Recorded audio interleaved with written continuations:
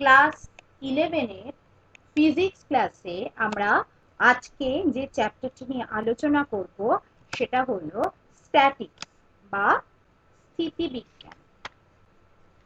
আমরা one dimensional মোশনে আলোচনা করেছিলাম যে স্ট্যাটিক্স হলো মেকানিক্সের একটা শাখা, যেখানে বিভিন্ন বলের ক্রিয়ার বস্তুর সাম্যাবস্থা, ইকুইলিব্রিয়াম এবং তার কন্ডিশন গুলো সম্পর্কে আলোচনা করা হয়।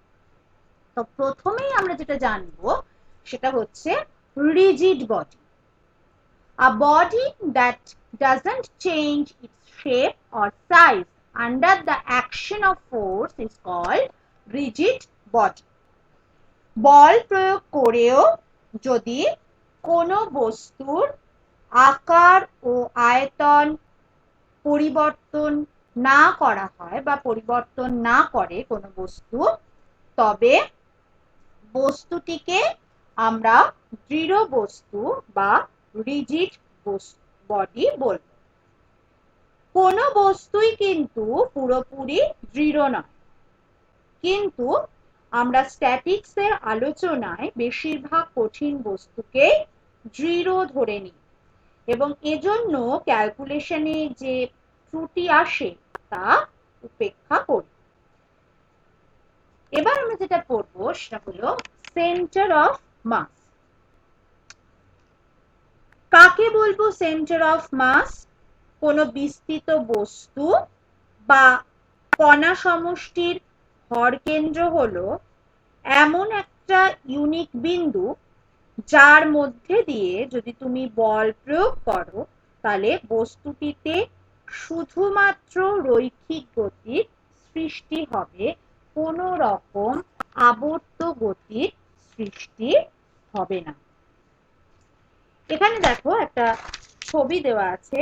ধরো একটা টেবিলের ওপরে তুমি একটা চাকতি একে রেখেছো এবং একটি সুতো বেঁধে তার সাহায্যে F1 বল প্রয়োগ করে দেখা গেল চাকতিটা শুধুমাত্র রৈখিক বা চলন গতির সৃষ্টি হয়েছে। অনুরূপভাবে বি বিন্দুতে একটা F2 বল এবং ডি বিন্দুতে একটা F3 বল শুধুমাত্র রৈখিক গতি উৎপন্ন করে। ফলে দেখা যায় যে F1, F2, F3 বলগুলির ক্রিয়ারেখার যে ছেদ বিন্দু সি এমন একটা বিন্দু যার মধ্যে দিয়ে যে কোনো দিকে যদি তুমি বল প্রয়োগ করো শুধুমাত্র রৈখিক গতির সৃষ্টি হয়। এই বিন্দুটাকেই আমরা বলবো হচ্ছে ওই চাকতির ভরকেন্দ্র। প্রত্যেক বিস্তৃত বস্তু বা বস্তু সমষ্টিরই একটি ভরকেন্দ্র থাকে। প্রযুক্ত বলের ক্রিয়ারেখা ভরকেন্দ্রের মধ্যে দিয়ে না গেলে বস্তুটিতে মিশ্র গতির কখনোই সৃষ্টি হবে না। যেমন এ বিন্দুতে প্রযুক্ত যদি একটা বল তুমি প্রয়োগ করো, প্রযুক্ত বল F4 বলের ক্রিয়ারেখা সি বিন্দুগামী নয়, তাই এই বলটি দ্বারা যে গতিটা সৃষ্টি হবে সেই গতিটা কিন্তু হবে মিশ্র গতি। এবার যদি দুটি কণা দিয়ে একটি সংস্থা আমি তৈরি করি এবং সেই সংস্থার যদি সেন্টার অফ মাস বার করতে চাই তাহলে সেটা কিভাবে করব? ধরো একটি সংস্থায় M1 এবং M2 ভর সম্পন্ন দুটো বস্তু আছে এবং কণা দুটি একটি দৃঢ় এবং হালকা দণ্ডের সাহায্যে সংযুক্ত আছে। ওই সংস্থাটি একটি 2 ডাইমেনশনাল নির্দেশতন্ত্রের এক্স অক্ষ বরাবর তুমি রেখেছ। ওই সংস্থাটির ভারকেন্দ্রের অবস্থান কি কণা দুটির মোট যে ভর তার গড় অবস্থান হিসেবেও বর্ণনা করা যায়। এই অবস্থান একটা সমীকরণের সাহায্যে আমরা প্রকাশ করতে পারি। ধরো একটা দোকানে দু ধরনের পেন আছে, একটার দাম হচ্ছে C1, একটার দাম C2। তুমি ওই দোকান থেকে C1 দামের N1 টা পেন কিনলে এবং C2 দামের N2 টা পেন কিনলে। তাহলে N1 প্লাস N2 টা পেনের গড় দাম কত হবে?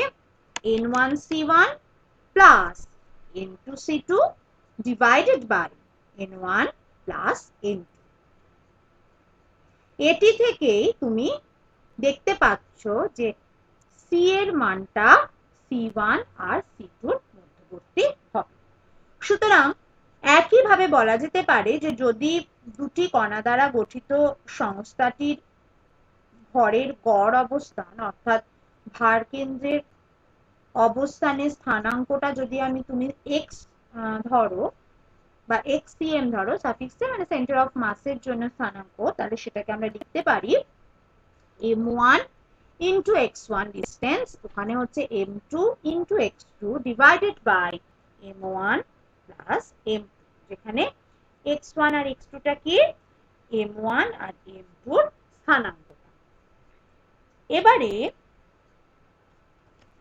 আমরা কতগুলো সুষম ঘনত্বের জ্যামিতিক আকার বিশিষ্ট বস্তুর ভার কেন্দ্র কোথায় অবস্থিত হয় সেটা আমরা একটু দেখব। প্রথমে দেখো রেক্ট্যাঙ্গুলার অর স্কোয়ার প্লেট, আয়তকার বা বর্গাকার পাত কোথায় হবে? Point of intersection of the diagonals, অর্থাৎ কর্ণদ্বয়ের ছেদ বিন্দুতে। 2 নম্বর সার্কুলার প্লেট, বৃত্তাকার পাত কোথায় হবে? সেন্টার অফ দ্য সার্কেল, বৃত্তের কেন্দ্রে। 3 নম্বর রেক্ট্যাঙ্গুলার প্লেট মানে ত্রিভুজাকার পাত কোথায় হবে? Point of intersection of the medians মানে তিনটি মধ্যমার ছেদ বিন্দু। 4 নম্বর স্ফিয়ার বা গোলক, সেন্টার অফ দ্য স্ফিয়ার অর্থাৎ গোলকটির কেন্দ্র। 5 straight rod, mid point of its length, সরল দণ্ডের ক্ষেত্রে দৈর্ঘ্যের মধ্যবিন্দুতে। 6 সিলিন্ডার, সিলিন্ডারের হয় হচ্ছে তোমার mid point of the Axis অর্থাৎ তোমার অক্ষের যে মধ্যবিন্দু সেখানে। আর লাস্ট হচ্ছে আয়তঘন, আয়তঘনর ক্ষেত্রে কোথায় হয়? যে কোনো দুটি তলের মধ্যবিন্দু দুটির সংযোগকারী রেখার উপরে তার সেন্টার অফ মাসটা অবস্থিত হয়।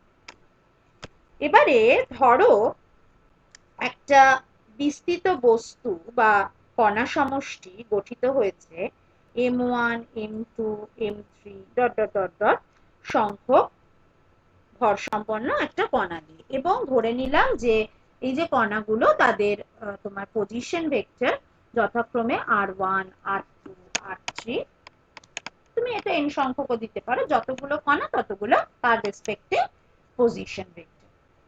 বস্তু আর বা বস্তু সমষ্টির যে ভর কেন্দ্রের অবস্থান হবে সেটাকে যদি তুমি RCM দিয়ে ডিনোট করো, মানে unit position vector of centre of mass, তাহলে সেটাকে আমরা লিখতে পারবো xi cap plus yj cap plus zk cap. বা এটাকে যদি তুমি সামেশনের আকারে লেখো তাহলে আমরা সেখান থেকে লিখতে পারি RCM summation of mi সমান সমান summation of mi into ri। অতএব বস্তু সমষ্টির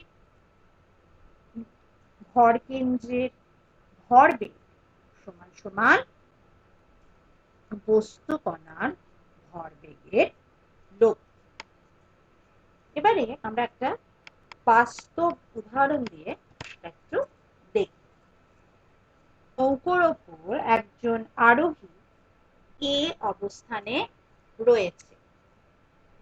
আরোহীর ভরের জন্যই নৌকো এবং আরোহীর মিলিত সংস্থার ভরকেন্দ্র নৌকোটার মধ্যবিন্দুতে না থেকে আরোহীর দিকে কিছুটা সরে স্থি অবস্থানে রয়েছে। এবার আরোহী এ প্রান্ত থেকে সরে বি প্রান্তে এলো। এর ফলে কি হবে? এর ফলে নৌকোটি বি এর বরাবর এমন ভাবে সরে যাবে যাতে নৌকোর বি প্রান্ত এবার ভরকেন্দ্র সি এর অপেক্ষাকৃত কাছে অবস্থান করে। সেক্ষেত্রে নৌকো এবং আরোহীর মিলিত সংস্থার উপরে কিন্তু কোনো বাহ্যিক বল ক্রিয়া করছে না। ফলে জলের সাপেক্ষে বা বাইরে যদি কোনো স্থির দর্শক থাকে তার সাপেক্ষে কিন্তু ভরকেন্দ্র সিটা স্থির থাকে। অর্থাৎ আরোহী একদিকে গতিশীল হলে নৌকো বিপরীত দিকে এমন ভাবে গতিশীল হয় যাতে মিলিত সংস্থার ভর কেন্দ্রের অবস্থানের কোনো পরিবর্তন হয় না। মনে করা যাক একটি নলকূপের ওপর যে হাতল, সাধারণ হাতল, সেটা হলো এ বি এবং ও বিন্দুটা হলো আলম্ব বিন্দু। সাধারণত হাতলের ও অংশটি ধরে হাতলটিকে আমরা ওপর নিচ করি, অর্থাৎ ও কে কেন্দ্র করে হাতলটির সমতল মানে একই তলে ঘুরতে পারে। স্পষ্টতই এক্ষেত্রে ঘূর্ণন অক্ষটি কি হবে? তলের সঙ্গে লম্বভাবে অবস্থিত হবে। ওই অংশটি নিচের দিকে নামালে ও বি অংশটি উপরের দিকে উঠে আসে। বি বিন্দুটিতে যে পিস্টনটা যুক্ত থাকে সেটা কি করে? সেটার মাধ্যমে নিচ থেকে জলটা ওঠে। এফ বলটি ও বিন্দুতে প্রযুক্ত হলে হাতলটি কিন্তু ঘুরতে পারে না, এটা আমরা জানি। তাহলে ও থেকে একটু দূরে প্রযুক্ত এফ বলটি হাতলটিকে ঘোরাতে পারলেও জল তুলতে কিন্তু খুব কষ্ট হয়, যেটা তোমার এল পজিশন। কিন্তু প্রান্ত বিন্দু এ তে যদি তুমি বলটা প্রয়োগ করো তাহলে হাতলটাকে সহজেই ঘোরানো সম্ভব হয়। সুতরাং কোন বস্তুর ওপর বল প্রয়োগ করলেই বস্তুর ঘূর্ণন হবে এ কথা কিন্তু ঠিক নয় বা সবসময় বলা যায় না। বলের লাইন অফ অ্যাকশন ঘূর্ণন অক্ষ থেকে কিছুটা দূরে গেলেই বস্তুর ঘূর্ণনটা সম্ভব। বলের ক্রিয়ারেখা ঘূর্ণন কেন্দ্র বা ঘূর্ণন অক্ষ দিয়ে গেলে প্রযুক্ত বল বস্তুটাকে ঘোরাতে পারে না। ঘূর্ণন কেন্দ্র ও থেকে বলের ক্রিয়ারেখার লম্ব দূরত্ব যত বেশি হবে ঘূর্ণন প্রবণতা বা ঘোরার প্রবণতাটা তত বাড়ে, অর্থাৎ বস্তুকে তত সহজে ঘোরানো যায়। ঘূর্ণন অক্ষ বা কেন্দ্র থেকে বলের ক্রিয়ারেখার লম্ব দূরত্বকে বলা হয় বলের বাহু। এখানে যে ছবিটা দেওয়া আছে দেখো, এফ এর বিভিন্ন ক্রিয়ারেখার জন্য বাহুগুলো হলো যথাক্রমে ওএল, ও একটা, ওএল একটা, আর হচ্ছে ও এম একটা। তাহলে দেখা যাচ্ছে যে কোনো বস্তুর ঘূর্ণন প্রবণতা দুটি বিষয়ের উপর নির্ভর করে। এক হচ্ছে প্রযুক্ত বলের মান, দুই হচ্ছে প্রযুক্ত বলের বাহু। এই দুইয়ের সমন্বয়ে উদ্ভব হয় হচ্ছে মোমেন্ট অফ ফোর্স বা বলের ভ্রামক। তাহলে মোমেন্ট অফ ফোর্স বলতে কি বুঝবো? The force applied on a body and the perpendicular distance of the line of action of the force from its axis of rotation together set up a rotational tendency of the body and it is called the moment of force about the axis of rotation. মানে কোনো বস্তুর ওপর প্রযুক্ত বল এবং কোনো ঘূর্ণন অক্ষ থেকে ওই বলের ক্রিয়ারেখার লম্ব দূরত্ব, এই দুইয়ের সমন্বয়ে যে ভেক্টর রাশিটি ওই বস্তুর মধ্যে ঘূর্ণন প্রবণতা সৃষ্টি করে তাকে ওই গুণাঙ্কের সাপেক্ষে প্রযুক্ত বলের ভ্রামক বলা হয়।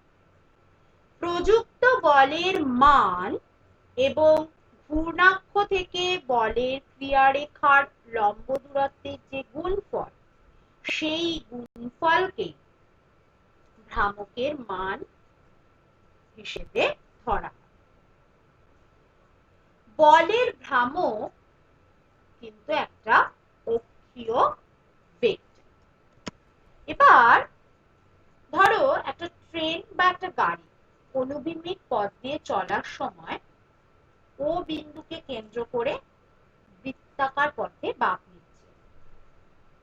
গাড়িটি যখন বৃত্তাকার পথে বাঁক নেবে তখন ওর উপরে ক্রিয়াশীল অভিকেন্দ্র বলের মানটা কত হবে? mg²/r, যেখানে m কি? m হচ্ছে মাস অফ দ্য কার, v হচ্ছে স্পিড অফ দ্য কার এবং r হচ্ছে যে পথে সে বাঁকটা নিচ্ছে তার রেডিয়াস। যেহেতু a এবং b যে দুটো চাকা রয়েছে, চাকার সঙ্গে রাস্তার ঘর্ষণ হবে, সেই ঘর্ষণটাকে আমি ধরে নিলাম F1 আর F2, এটাই অভিকেন্দ্র বলটাকে সাপ্লাই দেয়। তাহলে আমি বলতেই পারি যে F1 আর F2 সমান সমান mv²/r, মানে ঘর্ষণ বল দুটো মোট অভিকেন্দ্র বলটাকে সাপ্লাই দিচ্ছে। আবার চাকা দুটির ওপর ভূমির লম্ব বলে, মানে ভূমির লম্ব বলের সমষ্টির জন্য কি হবে? সেটা গাড়ির ওজনটাকে ব্যালেন্স করবে, তাই তো?